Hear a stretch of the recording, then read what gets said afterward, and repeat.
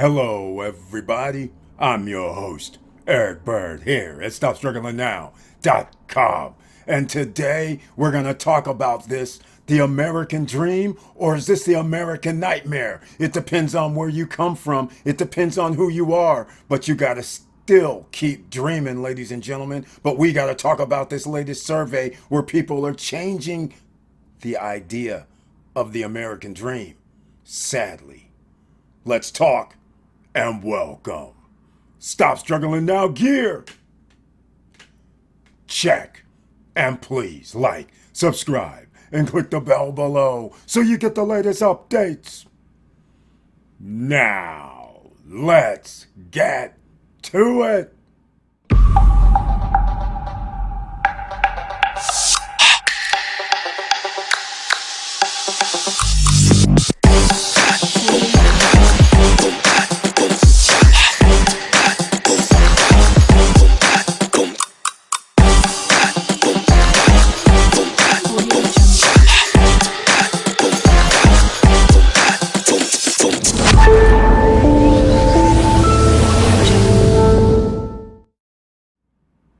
All right, welcome back, ladies and gentlemen. And once again, I want to thank you so much for being here. Make sure you please share the videos. Why? Because you never know who you're going to be able to help. You never know who's looking for information, who's looking for answers, who could use some help. You never know that. So out of courtesy, you should share information that can help other people. Here we go today. Let's look at this from CNBC. I'll have a link down below in the description where they are talking about getting rich isn't the American dream anymore. Is this crazy or what? Here's how people define success instead now. This is on a July 3rd article, day before July 4th weekend. The American dream has long been equated with economic achievement and wealth, as you already know. What is that that's in most people's minds? The house, the picket fence, the cars, the 2.5 kids, and a nice job. That used to be the American dream that was attainable by one individual who would have to work and be able to cover the bills. Those days are long gone. It sailed way by us. But the American dream for everybody that comes and lands on the United States continental waters, what happens? They know, regardless of class, regardless of skin, regardless of how much money you have in your pocket, you can figure out a way to make it. And that is why the American dream has been built on this type of idea. Now, let's look at this survey, because they are changing things dramatically, which is pretty incredible. All right. Now, 56% still cited wealth as a motivator. That's very nice. But look at this, ladies and gentlemen. This is incredible. 1,000 U.S. small business owners to describe what achieving the American dream entails to them. 54% of respondents defined it as feeling happy in life. That's right, ladies and gentlemen. Happiness in life.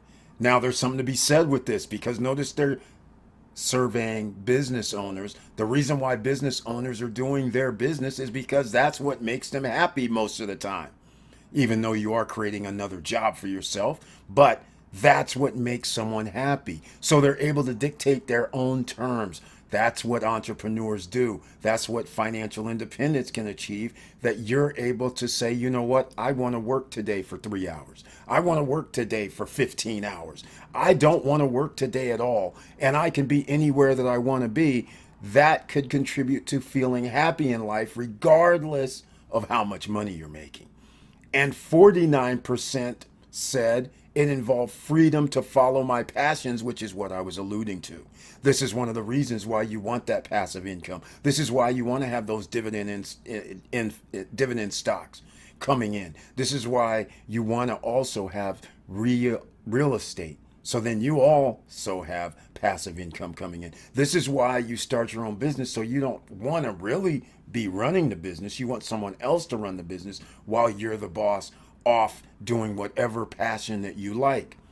This is why the change of the American dream in America for Americans that grew up here seemingly has faded. But it's not seemingly has faded as the term I used. It has faded, ladies and gentlemen. Don't let anybody fool you out here. This is not the same thing as showing up on American shores in 1890, 1950. All right? Everybody has their challenges no matter when you showed up on these shores. But it's a whole nother thing when it's not a level playing field. And you guys know it is not a level playing field. But that still does not stop anybody from being able to create their American dream. So this is a little motivational, ladies and gentlemen. Don't stop. Don't give up, because the American dream is what you make it. And luckily for you, this is one of the only countries where you can make your dream come true. And all you have to do is get dropped off in the middle of nowhere, and being the human that you are and the way you want to be successful, you'll figure out a way.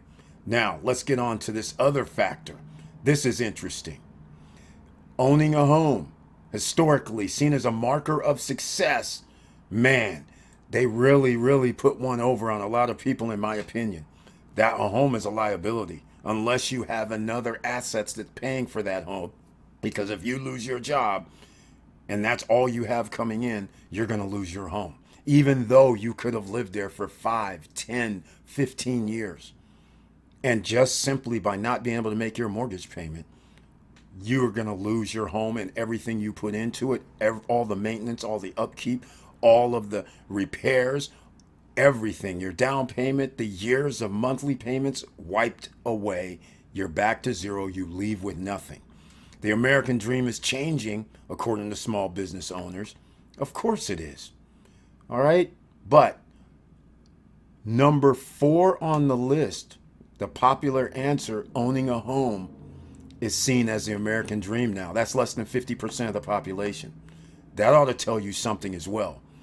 But don't worry, almost a quarter, 24.7% of millennials say they plan to rent forever. A fourth of the population realizes I'm going to have to rent forever, which also means that you're now going to be in a situation where the landlord can charge you whatever they want and you have no escape. There is the American dream going down the tubes. Now, that figure has doubled since 2010, up from 13%. It's because they finally realized, wait a minute, I'm not going to get raises of 10% annually to stay even. So therefore, I can only buy a place at X amount of dollars, or I can rent and deal with it. That is very unsafe in our environment. Now, let me know what you guys think down below, because I'm about to show you this right here. All right, now, here we go. Despite new definitions of the American dream, survey respondents said that lack of access to technology, education, and affordable health care still stand as barriers. Ladies and gentlemen, here it is right here. Technology changes so rapidly. You leave the country for 6 months, you come back and you're like, holy smokes, what happened? Education, only certain people are trying to be allowed to be into a higher education. They're trying to ban books. They're trying to take away information that you can read. Technology is a whole nother issue. Education, if I stop you from being able to get access to education and I allow someone else to receive education, that blocks certain population. Affordable health care, we know businesses can't afford to pay like they used to a full employee's health care. You're sharing in your health care, which now means thus prices can skyrocket again because the healthcare insurance providers can dictate the terms. There's no two-way street. So they are very smart. See, they know, but 62% are very confident that they'll achieve their goals within their lifetimes. Ladies and gentlemen, do you think your lifetime, that you're 18 years old, you come out, you're like, hey, I have skills, I'm very smart. You really think that working 40 years and not knowing your lifespan? So this is the very problem, and this is why I started the Stop Struggling Now channel. 62% are very confident. That's 6 out of 10 people that they'll achieve their goals within their lifetimes. What's a lifetime? Is it from 18 to 40? Is that a lifetime? Is 40 to 60, 65? Is that a lifetime? They're lifetimes. That's what I call lifetimes. Because you don't know how long you're going to be on this planet.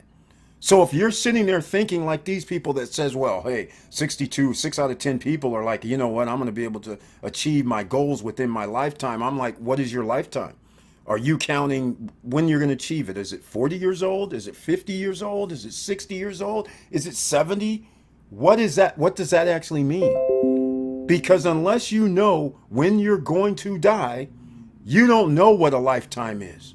So to sit there and say, oh, I'll put everything aside and I'll work my way up, and by the time I'm 25 or 30 or 35, I'm all good with making a little bit of money, not being able to achieve my dreams. I'll wait till I'm 55 or 60.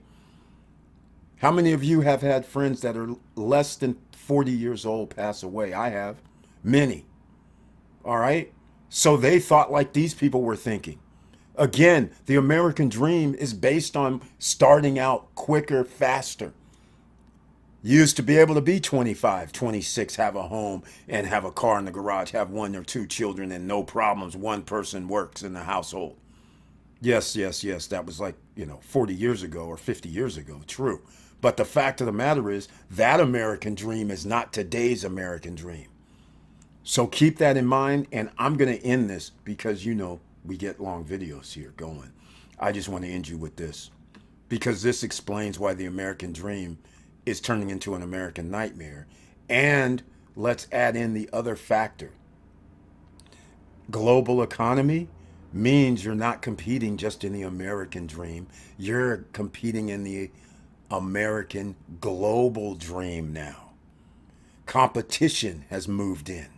Competition doesn't even have to move in either, and it's global. Look at this right here. The top 10% of households own 70%. The top 10% of households own 76% of all wealth in the United States.